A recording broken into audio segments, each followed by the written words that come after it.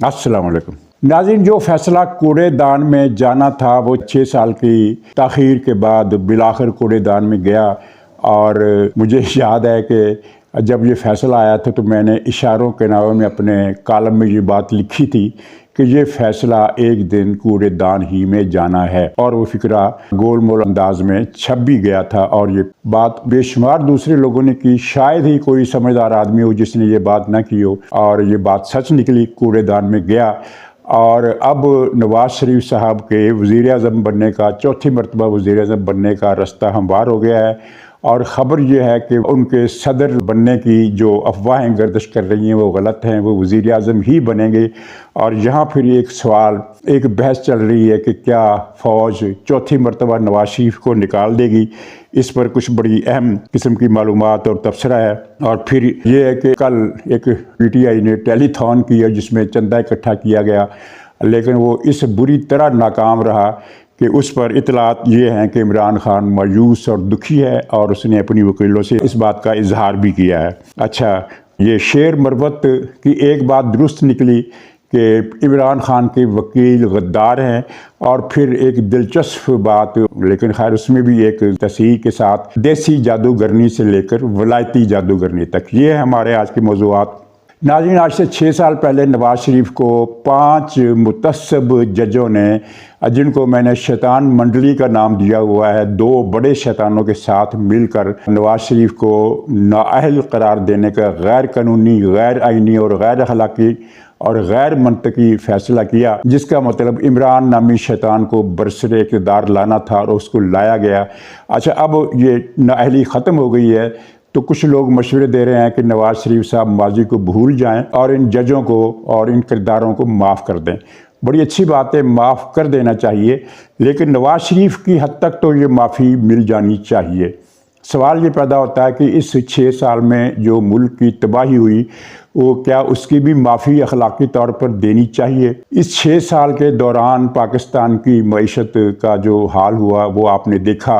पाकिस्तान में पसमानदगी बढ़ी, महंगाई 10 गुना ज़्यादा बढ़ गई, और जबकि आमदनियाँ लोगों की कम हुई। और इस दौरान 4 से 5 करोड़, 4 करोड़ का मुतात अंदाज़ा है कि 4 करोड़ आवाम मज़ीद ख़त्ते गुर्बत के नीचे ज़िंदगी गुजारने पर मजबूर हो गए, जिसको बिलो दी पावर्टी लाइन कहा जाता है। यानी कि ऐसे मुफलिस के जिनको 2 वक्त की रोटी, सादा रोटी, खुश्क रोटी कमाने के लिए भी, हासिल करने के लिए भी मुश्किलात का सामना करना पड़े। जिस दिन उनको रोटी मिल जाए तो वो ये समझते हैं कि आज का दिन हमारा अच्छा गुजरा, कि आज हमने रोटी खा ली। वो बुनियादी ज़रूरतें भी पूरी नहीं कर सकते। ये 4 करोड़ अफराद का इजाफा इन 7 शैतानों ने किया, और फिर पाकिस्तान पसमानदा हो गया, और पसमानदगी में ये अफ़गानिस्तान से भी आके निकल गया। और इसके साथ ही पाकिस्तान के अंदर एक माशरती अनारकी फैलाई गई, तबक़ात को तबक़ात से लड़ाया गया, और पाकिस्तान के वफाक की बुनियादें कमज़ोर की गई। अलहदगी पसंदी के रुझानात कम से कम 2 सूबों में जितने ज़्यादा फ़रोग इन 6 बरसों में पाए, इससे पहले इसकी मिसाल नहीं मिलती। और फिर इमरान खान नाम के एक डाकू को पाकिस्तान पर मुसल्लत कर दिया गया, जिसने करप्शन के ऐसे डंके बजाए कि जिसकी कहानियाँ बिलियन ट्री सुनामी से लेकर ये फर्रा गोगी गैंग तक अनगिनत कहानियाँ। और ये पाकिस्तान की बल्कि दुनिया की तारीख में पहली मरतबा ऐसा हुआ कि बरसरे इक़्तिदार पार्टी के लोग अफसरों के तबादलों और तकर्रियों के लिए करोड़ों रुपए के नजराने वसूल करने लगे, जिनका 2/3 हिस्सा इमरान खान और बुशरा बीबी को जाता था। तो वो बेशुमार मालियाती जराइम इमरान खान ने किए, और करप्शन की उसने डेफिनेशन ही बदल दी। इससे पहले करोड़ों रुपए की करप्शन होती थी। ये इमरान खान आया जिसने करप्शन का मिनिमम लेवल भी जो था वो अरबों रुपए में रखा, और ख़ुद भी इसने करप्शन की, और सबसे ज़्यादा करप्शन ख़ुद इसी ने की। पाकिस्तान में 3.5 साल के दौरान में जितने भी मेगा स्कैंडल आए, करप्शन के मेगा स्कैंडल, उनमें हर एक में इमरान खान हिस्सेदार था। और फिर पाकिस्तान खारजा सतह पर भी तनहा हो गया। अब शुक्र है कि पाकिस्तान की पुराने दोस्तों से ताल्लुकात की बहाली का अमल बहुत हद तक मुकम्मल हो गया, बल्कि बेहतर है। लेकिन ये पिछले 5 वर्षों में पाकिस्तान सिफारती आलमी तन्हाई का शिकार रहा। कोई मुल्क पाकिस्तान के हक में बात करने के लिए तैयार नहीं था। यहाँ तक तबाही आई कि जिनीवा में आलमी कन्वेंशन हुआ इंसानी हकूक़ के हवाले से, तो उसमें पाकिस्तान ने जो करारदाद पेश की कश्मीर की, उसमें पाकिस्तान के दोस्तों ने भी वोट नहीं दिया और पाकिस्तान को उस कन्वेंशन में तारीखी शिकस्त का सामना करना पड़ा, जिस पर भारत में जश्न मनाया गया। और इसी दौर में फिर इमरान खान ने व्हाइट हाउस में जाकर सदर ट्रंप के सामने उसके घुटनों को हाथ लगाकर कश्मीर का सौदा किया और माल कमाया और पाकिस्तान आकर कहा कि आज मैं एक और वर्ल्ड कप जीत कर आया हूँ। तो बहरहाल ये एक मनहूस दौर था जो तबाह हुआ। वो 5 रुकनी शैतानी मंडली के कुछ साथी अब भी अदलिया में मौजूद है और कुछ नहीं अच्छी खासी तादाद में मौजूद हैं जो दहशत गर्दों को बरी कर रहे हैं, दहशत गर्दों के कागजात मंजूर कर रहे हैं और हर किस्म के तकरीबकारों के लिए उनका आर्डर है कि इनको गिरफ्तार नहीं किया जा सकता। और ये वो लोग हैं जो पाकिस्तान के ख़िलाफ़ साजिश में उतने ही मुजरिम हैं जितने कि 9 मई के मुजरिम। तो खैर आगे बढ़ते हैं। एक बहुत अहम सवाल है कि ये जो मुशाहिद हुसैन है, जिस पर मैंने कल भी कहा था कि ये उसकी ज़ाती दुर्फुंतनी हो सकती है या अगर इसके पीछे कुछ लोग ऐसे हैं जिन्होंने इससे ये बात कहलवाई है, तो उनकी मैं ये अर्ज़ करता हूँ कि कोई अहमियत नहीं है। वो कोई लल्लू पंजू किस्म के लोग होंगे, लेकिन उस पर एक बहस ज़रूर छिड़ गई कि क्या नवाज़ शरीफ फ़ौज जो है वो नवाज़ शरीफ को वज़ीर आज़म के बजाय पाकिस्तान की सदारत पर इक्तफ़ा करने का मशवरा दे रही है। तो ख़बर ये है कि ये झूठ है। फ़ौज का इसमें कोई इंटरेस्ट नहीं है, फ़ौज का इससे कोई ताल्लुक़ नहीं है। ये मुशाहिद हुसैन के पीछे कोई मोहम्मद अली दुरानी होगा, कोई जुल्फ़ी बुखारी होगा, वल्लाह आलम कौन होगा कौन नहीं होगा, लेकिन कोई ज़िम्मेदार आदमी मुशाहिद हुसैन के पीछे नहीं है। और उसने जो भी दुर्फंतनी छोड़ी है उसका मकसद सिर्फ एक बहस का आगाज़ करना था और बदकिस्मती से कुछ लोगों ने इस बात को संजीदा समझकर बहस करनी शुरू कर दी। खबर यह है कि नवाज़ शरीफ साहब ही वज़ीर आज़म बनेंगे। और जो ताज़ा सर्वे आए जिनकी तफसीलात में जाए बगैर मैं सिर्फ एक खुलासा आपको बताता हूँ कि मुस्लिम लीग जीत रही है और इमरान खान की सारी जीत, सारी मकबूलियत सोशल मीडिया पर है। सोशल मीडिया से इलेक्शन नहीं जीते जाते। मुस्लिम लीग इस वक्त तक इस इंतखाबी दौर में सबसे आगे है। मैं ये दावा नहीं करता कि उसे अक्सरियत, सादा अक्सरियत मिल जाएगी या सादा अक्सरियत से पीछे रहेगी, लेकिन यह है कि वो दौड़ में सबसे आगे है। और कम से कम लाहौर की पोजीशन इस वक्त ये है कि 10 सीटों पर मुस्लिम लीग आसानी से जीत रही है। कुछ दिन पहले तक ये एक सर्वे आया था जिसमें 8 सीटों का था और बाकी 3 सीटों पर सख्त मुकाबले की फ़ज़ा थी, लेकिन अब पता चला कि सख्त मुकाबले की फ़ज़ा 2 या 3 सीटों तक है। बाकी ये 10 सीटों पर मुस्लिम लीग नून जीत रही है और 2 सीटें शायद इसने सरेंडर कर दी हैं वो जहांगीर तरीन की पार्टी को। अच्छा, अब बहस क्या है? बहस ये है कि फ़ौज नवाज़ शरीफ को चौथी मरतबा भी हुकूमत से निकाल देगी और इस तरह नवाज़ शरीफ 4 मरतबा निकाले जाने का रिकॉर्ड कायम कर देंगे। तो अर्ज़ ये है कि निकाले जाने की वजूहात पर आप गौर करें तो फिर आपको समझ आ जाएगी कि ये मुमकिन नहीं है। इस मरतबा नवाज़ शरीफ को ना तो फ़ौज निकालेगी और ना ही नवाज़ शरीफ कोई ऐसी सूरत हाल पैदा होने देंगे कि जिसकी वजह से किसी को निकालने का मौका मिले। लेकिन असल बात ये नहीं है कि मौका कौन देता है कौन नहीं, असल बात ये है कि निकाले जाने की वजूहात क्या थी। अगर हम हर केस का तफसील से जायज़ा लें तो टाइम लगेगा, लेकिन मैं मुख्तसर तौर पर इसकी समरी यूँ बनाता हूँ कि नवाज़ शरीफ को हर बार निकाले जाने की वजह एक ही थी और वो एक वजह क्या थी वो आप जानते हैं। वो था चीन की मदद से पाकिस्तान में तरक्याती मंसूबों का आगाज़, जो उस वक्त की अस्करी और ब्यूरोक्रेसी की क़यादत को बिल्कुल पसंद नहीं था, बल्कि वो इससे नफ़रत करते थे और चिढ़ते थे। सारे फहरिस्त गुलाम इसाक खां था जिसने नवाज़ शरीफ को निकाला। उस वक्त नवाज़ शरीफ ने मोटरवे का काम शुरू किया था और एक जो बड़ा काम जो उसने किया, नवाज़ शरीफ ने किया था, वो था सेंट्रल एशिया के साथ एक इत्तेहाद बनाने की कोशिश। गुलाम इसाक खान अमरीकी CIA का पक्का मुस्तनद एजेंट था और उसके पीछे जो अस्करी क़यादत थी वो भी इस चीज़ के ख़िलाफ़ थी कि पाकिस्तान में सड़कें वगैरह बने। उसके बाद फिर मुशर्रफ भी इसी बात पर दुश्मन हुआ और उसने कारगिल जंग का बहाना बनाकर मामले का रुख बदलने की कोशिश की कि दरअसल हम इसे सड़कें बनाने की वजह से नहीं निकाल रहे, बल्कि इसको इसलिए निकाला है कि ये इसने कारगिल जंग की मुखालफत की थी। वो एक अलग कहानी है, कारगिल जंग का क्या मकसद था और उससे पाकिस्तान को कितना नुकसान पहुंचा, सिर्फ फौजी जवानों की शहादत की शक्ल में ही नहीं बल्कि आलमी सतह पर कश्मीर का आज हमारे हाथ से छिन गया। और मुशर्रफ भी ज़ाहिर CIA का टाउट था और उसको अमरीकी सदर अपना पूडल कहता था। पूडल वो एक ख़ास किस्म का कुत्ता होता है लेकिन वो खूबसूरत होता है, जबकि मुशर्रफ हर लिहाज से एक बदसूरत और बदशक्ल इंसान था।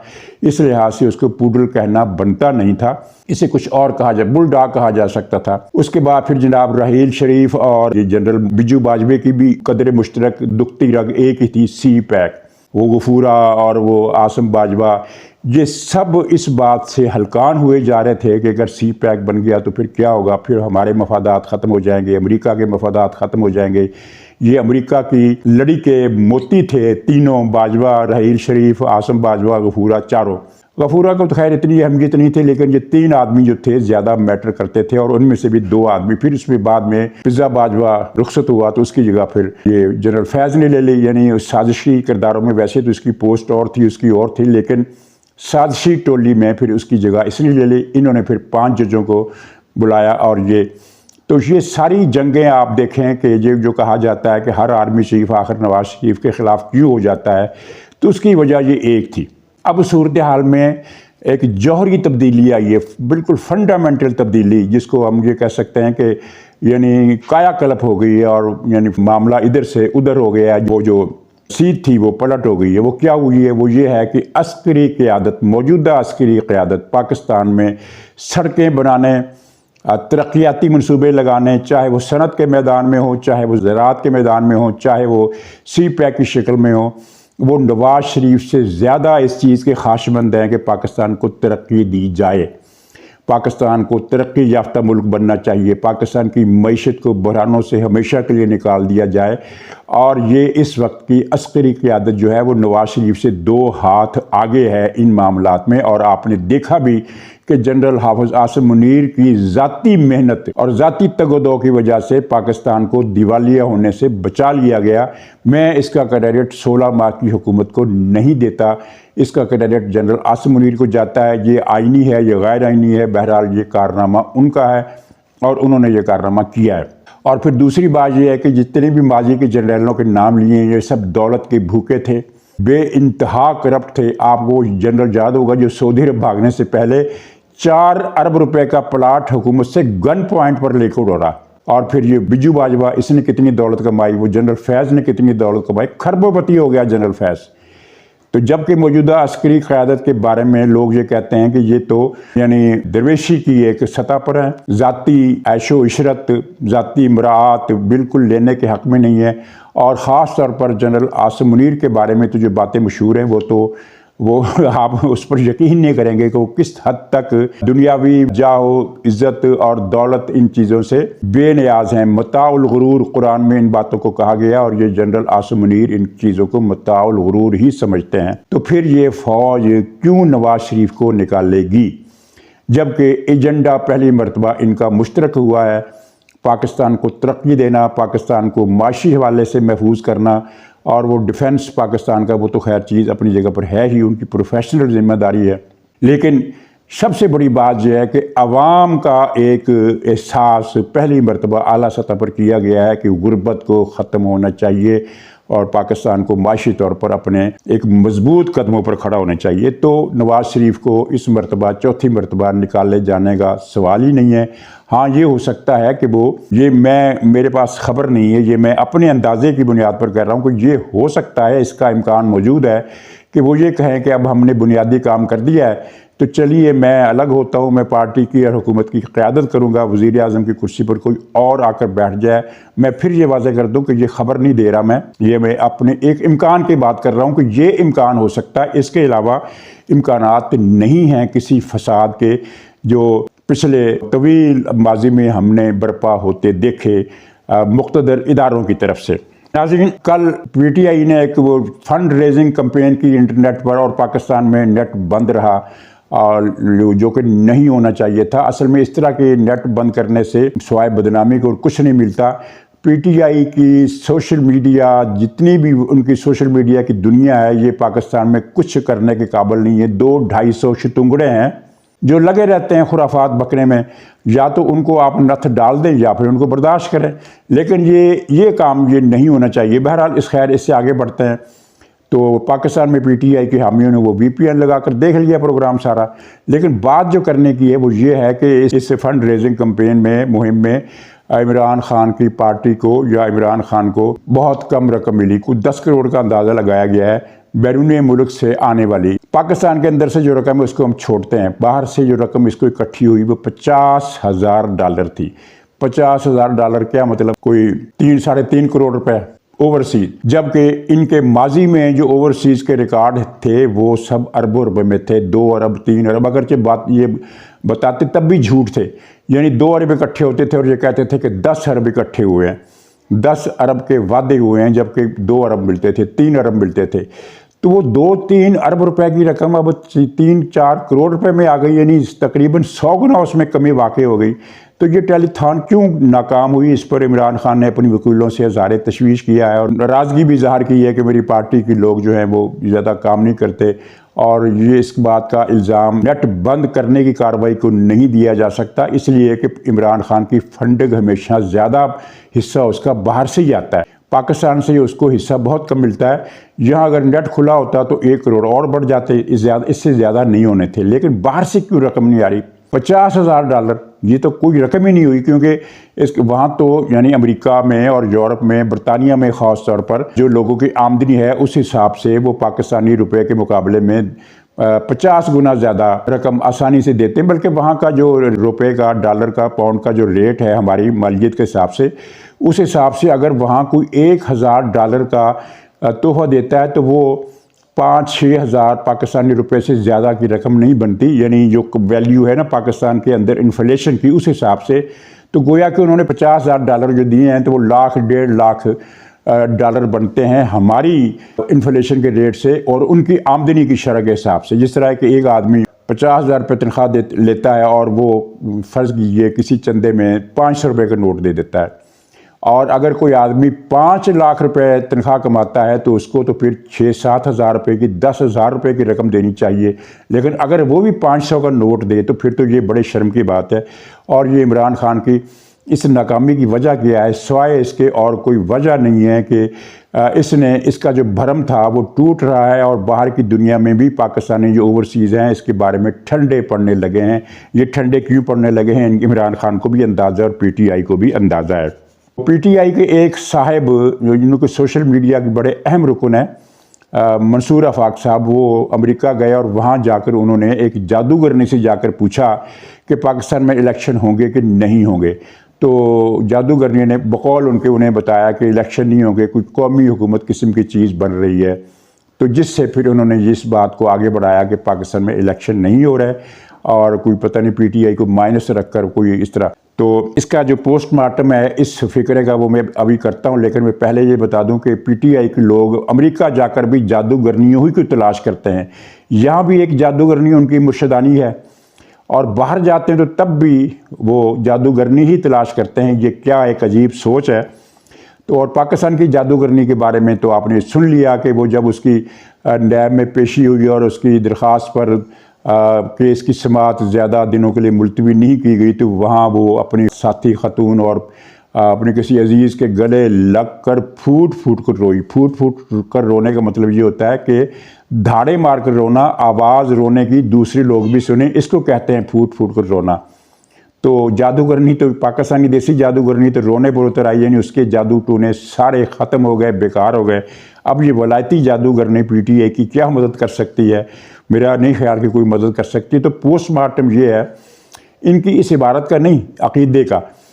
पोस्टमार्टम की अर्ज़ ये है कि आप दुनिया भर के तमाम बड़े बड़े नजूमियों, जिनमें कीरो भी शामिल है और जितने भी लोग हैं, सबको आप शामिल करके उनको यानी उनकी पेशगोइयों की तारीख़ देख लें तो आपको एक बात का पता चलेगा कि दुनिया में जितने भी बड़े वाक़यात हुए हैं, चाहे वो पहली जंग अज़ीम हो, चाहे वो दूसरी जंग अज़ीम हो, चाहे वो पाकिस्तान इंडिया की तकसीम और आज़ादी हो, चाहे वो वियतनाम की जंग हो, चाहे वो अमेरिका, रूस, अमेरिका और दुनिया के बहुत सारे दूसरे मुल्कों के सदूर वज़राए आज़म या बड़े बड़े सियासतदानों का कत्ल हो, बेनज़ीर का कत्ल हो, या कोई भी ऐसा वाक़या हो, कोई बड़ा ज़ल्ज़ला, कोई बड़ा सैलाब, कोई बड़ी आफत, कोई कहत, कोई वबा, दुनिया के जितने भी बड़े वाक़यात हैं, आपको इनकी पेशगोइयों में से एक भी वाक़े की खबर नहीं मिलेगी। इसका मतलब ये है कि जादूगर और इल्म गैब के अंदर मोर्चा जमाने की कोशिश करने वाले जितने भी नजूमी हैं, रम्माल हैं, जफ़र के माहरीन हैं, जो भी है, इन सब की दौड़ मैक्सिमम किसी फ़र्द पर हो सकती है या उस फ़र्द से मुतल्लिका किसी और फ़र्द तक। इससे ज़्यादा कोई दुनिया का बड़े से बड़ा जादूगर, बड़े से बड़ा नजूमी, बड़े से बड़ा पामिस्ट, बड़े से बड़ा रम्माल, कोई इससे बढ़कर पेशगोई नहीं कर सकता। और अगर कोई करता है तो वो ठगी कर रहा है, झूठ बोल रहा है और उसका झूठ पकड़ा जाएगा। पाकिस्तान में देख लें कि इमरान खान की टीम ने कम से कम 50 से 60 के दरमियान तक जादूगर और नजूमी मुलाजम रखे हुए हैं, जो हर रोज़ विलाग करते हैं कि ये होने वाला है और वो होने वाला है। वो सारे के सारे झूठे थे। मेरा अर्ज़ करने का मकसद ये है कि नजूमी और जादूगर किसी एक फ़र्द को मुतअस्सर कर सकते हैं, किसी एक फ़र्द को नुकसान पहुंचा सकते हैं, या उसके ज़्यादा से ज़्यादा अगर उनका जादू का ज़ोर बहुत ज़्यादा चला तो वो उस फ़र्द के घर में से भी किसी और को नुकसान पहुंचा सकते हैं। और इसी तरह एक फ़र्द के बारे में पेशगोई कर सकते हैं, और वो ज़रूरी नहीं कि सच्ची हो, वो झूठी भी हो सकती है, वो सही भी हो सकती है, वो मिली जुली भी हो सकती है, वो एक अंदाज़ा यानी वो जिसको कहते हैं तुक्का लगाना, वो भी हो सकती है। यानी अगर कोई नजूमी कोई जादूगर किसी आदमी के बारे में पेशगोई करे कि तुम्हें अगले साल कोई माली मसला पेश आने वाला है या तुम्हारी सेहत का मसला है, तो वो उसमें दुरुस्तगी हो सकती है। लेकिन किसी नजूमी के बस में ये नहीं है कि वो किसी मुल्क या किसी गिरोह के बारे में प्रिडिक्शन कर सके, चाहे वो जादूगर हो, आईना देखकर, ग्लोब देखकर फैसले करता हो, आईना देखकर फैसले करता हो, चाय की प्याली के अंदर वो चाय की पत्ती के जो पैटर्न होते हैं उनको देखकर कोई फैसला करता हो, नहीं, वो गलत साबित होगा, वो कभी सही साबित नहीं होगा।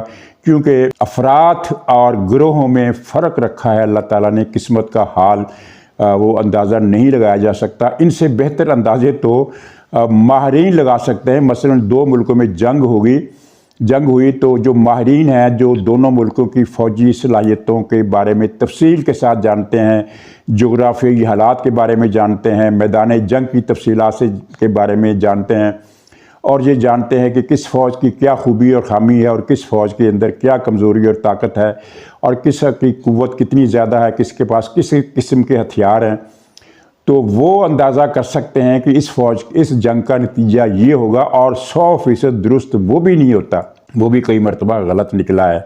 जिस तरह अब हाल में आपने देखा कि गज़ा के अंदर इसराइली कार्रवाई की जो प्रेडिक्शन थी कि इसराइल 3 दिन में हमास का ख़ात्मा कर देगा। हमास का ख़ात्मा तो शायद उसको नुकसान बहुत ज़्यादा पहुंच सकता है, लेकिन वो 3 दिन की बात जो थी वो 4 महीनों तक फैल गई है। इसका मतलब ये है कि जो बड़े बड़े मुबस्सर, जिनको हर एक चीज़ का पता था कि हमास कितने पानी में और इसराइली फ़ौज की क्या सूरत हाल है, उनकी पेशगोई भी नाकाम रही।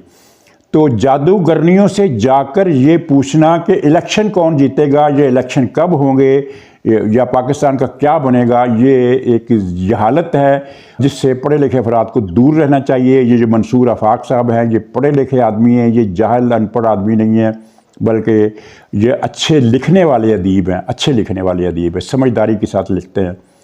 तो जब इन जैसा आदमी भी जादूगरनी से जाकर पूछेगा कि पाकिस्तान में इलेक्शन होंगे तो या नहीं होंगे, तो इसका मतलब ये है कि इमरान खान का काला जादू कम से कम इन लोगों पर असर कर गया है और इनकी दिमागी सलाहियत भी इनका साथ देने से इनकार कर गई है। जभी तो ये जाकर अमेरिका की जादूगरनी से जाकर पूछते हैं कि पाकिस्तान में क्या होने वाला है। तो नाज़रीन, ऐसी बातें कोई नहीं बता सकता। इजाज़त दीजिए, इंशाअल्लाह अगले व्लॉग में फिर मुलाकात होगी। तब तक के लिए खुदा हाफ़िज़।